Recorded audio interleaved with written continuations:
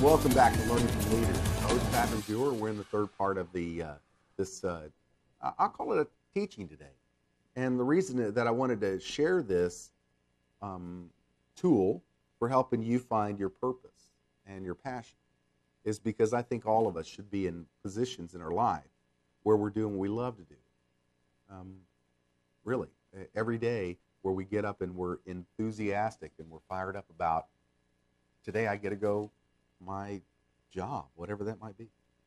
So when we signed off at the last part, in the first part we talked about the test, and like I say, if you want to get the test, just email me and I'll or go to my website, patrickdewar.com, and opt in. You can opt out anytime, but you'll get the document that I've been talking about and the information that I've been describing, because I want you to understand how to find your purpose and your passion. And I will say again, this material came from the Road Adventure. I was a director in that program for a number of years on the board of directors, and I enjoyed the last 10 years of being a part of that. And I really just wanted to share something that was tremendously powerful to people that would watch Learning from Leaders. So as we talk about givers, just to finish that, you've got to understand that givers are the people that can attract whatever's needed. I love the story where Mother Teresa came to our government, spoke in our capital, and she basically slapped the crud out of a bunch of politicians verbally and just saying, you guys are screwing up. You're missing it in so many ways. And by the way, I need $10 million. And she went like this, and they handed her a check for $10 million. I mean, she had the ability to attract whatever was required. So if like I say, moving on, we've got professors are next. If you were in number 5, you're a professor. And what's really kind of funny about professor is speaker of the truth. If you were to sit there and use it in the biblical tense, it would be prophecy, but I'm not talking about being an oracle of God prophecy type thing. I'm talking about just the gift that you feel that you need to tell the truth about a situation because you see it. You see the fly in the ointment way before anybody else does.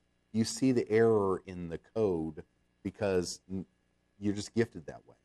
Or you see the flaw in somebody else's life, and you feel like, well, you've been given Thor's hammer of truth, and you need to tell them that they're messing up, and so you go tell them how the cow ate the cabbage, and for some reason you wonder why you have fewer friends. Well, actually, here, let me give you a clue. Or key. Maybe that's a better way to put that, a key.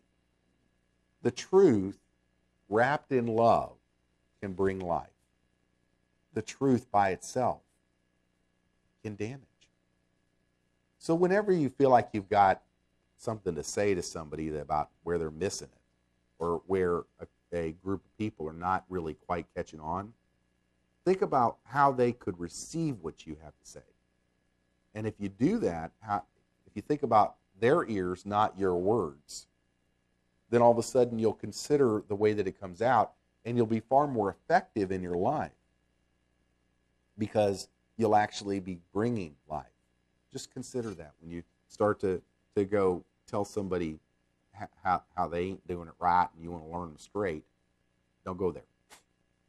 Next one is the number 6, and this is what a lot of people tend to be, is exhortations. Now, an exhortation is like the cheerleader. You ever met somebody that when they entered a room, the energy in the room changed? The presence, they're so bubbly, they're so energetic, they're so enthusiastic that you just can't help but kind of smile because that's just what happens when they walk in the room. Well, that's an exhortation typically. They're the coaches, they're the cheerleaders, they're the ones that have the ability. This is a miracle in their lives, is that they have the ability to walk up to somebody, grab them by the hand, and say, you can do it. And the reason they can say, you can do it, is because many times the exhortation started out in their youth, in their childhood, as a mercy. They felt everybody's pain. And they walked through a portion of their life where they just walked through Hades. They just had their own dark time period where it was just like the world was beating up on them, and all of the enemies of heaven were just beating the fire out of them. And they came out of that with the knowledge that they could do it. That not only that they could do it, but that you could do it. And that's a key thing. That's really key. Excuse me, I've been wrestling with this thing this week. So here's to trying to get that quiet. Now, one of the things that I want you to do, though, is realize that as an exhortation, you really can help people stand up. I described it this way this weekend to a lady who had quite the gift. It's like she's been given spiritual bolt cutters. You know what I mean? Chain cutters, big old things that you snap on the side of your gate or whatever to break the lock off because you lost the combination or the key. Anyways, but they do that with people's lives. They walk up, they encourage them, they snap the chains, they change the life. Powerful, powerful gift. The last area is the administration. Administrators tend to be a little bossy. No other way to put that. They tend to be the kind of person that, in the absence of leadership, if there's a void, they're going to step in. They are real getter-doners. You know what I mean by that?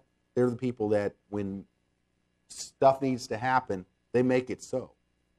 They're the guys that, if you need something taken care of, like now, you hand it to an administrator. And a lot of times, you won't even have the opportunity to hand it to them. They'll take it. They just do that. They have a knack for organization. That's their biggest gift. Now, for those of us that don't appreciate being told what to do, you need to understand that an administrator has a real strength in that area. It's like, if you could imagine, you guys come to dinner with me some night, and it's there's 7 or 8 people around. Everybody's got one of the different gifts: mercy, teacher, exhortation, giver, server, prophecy. I mean, everybody's there, right? We got mercy, teaching, serving, giving, professing, exhortation, administration. We're all standing around or sitting around the table, but I brought one of my children. Now, I don't know about your children, but when my children get 3 Dr. Peppers in them, well, they get sugar infected and they spill something. Well, what's going to happen? Well, the mercy's and the exhortation is going to go give them a hug. The teacher's going to try to learn them right on why they shouldn't have done it that way. They could move the cup. The giver's going to order another one, and then the prophecy is going to sit there and say, to the parent, how stupid can you be and still breathe for letting your kid drink that much, and please make that water instead of Dr. Pepper. And then the administrator's going to look up, see what needs to happen, and organize it all. See, every place, every gift has its place. And when you operate in your gift, it changed your life. I know it did mine, because when I took this, it said I was a teacher. I started using it, and I was blown away at the results. Literally, within a year, I was directing in the Road of Adventure, and 5 years later, I sent a DVD of some of my work over to Zig Ziglar's place. They loved it.